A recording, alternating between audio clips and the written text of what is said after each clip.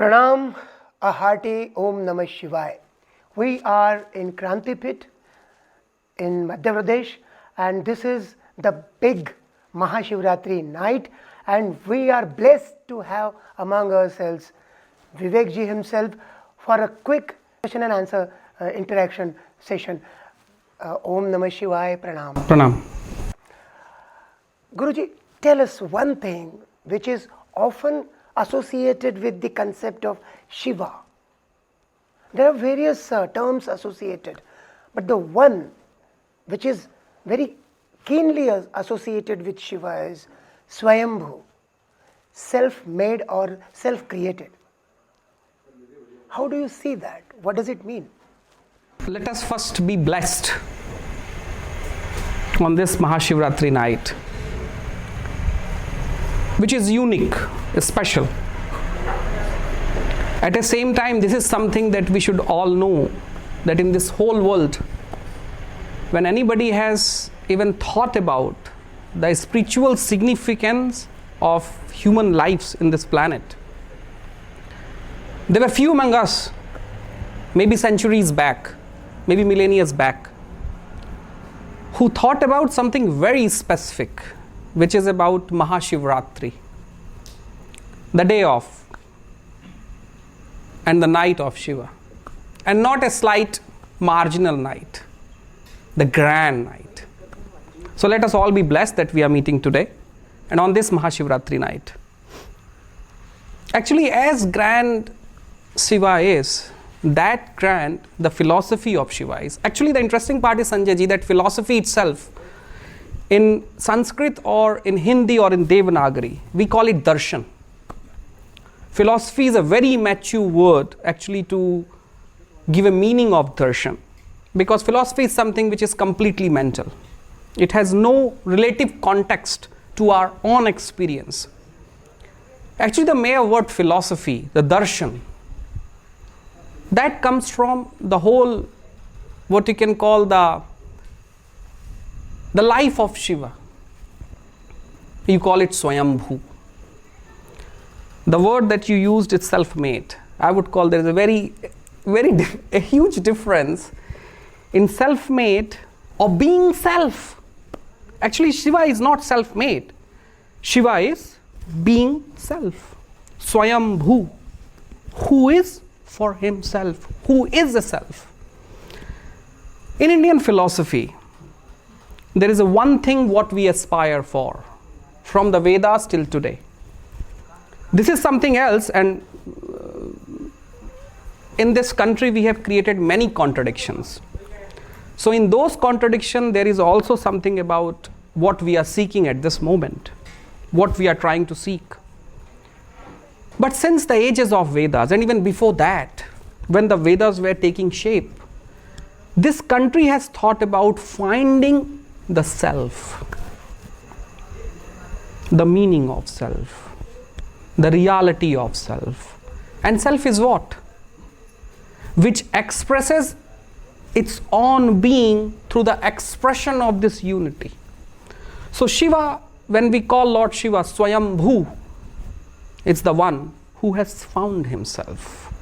Swayambhu is not self-made. Swayambhu is something who found himself, who got to know, or who was able to express the meaning of self.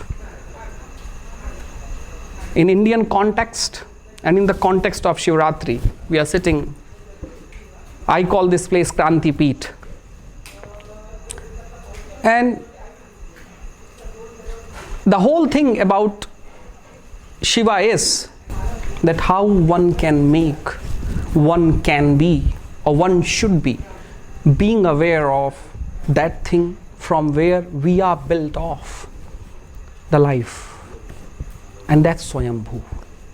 But then there are several stories associated with the life and times of Shiva, but there is not a single bit of idea, an iota of idea, or even something, some concept about where did he originate or where did he come from. What happens, Sanjay ji, that we were never not interested. The country was not interested. The civilization was not interested ever. Mythologically or through the histograph, finding out what and where one was born. That's not our interest. That's a very Western idea of philosophizing. Where one was born, where one died. That's not us. We don't care where was any mythical figure or the figure from our history was born. Where one went, we have no interest in that. Because we don't believe that anything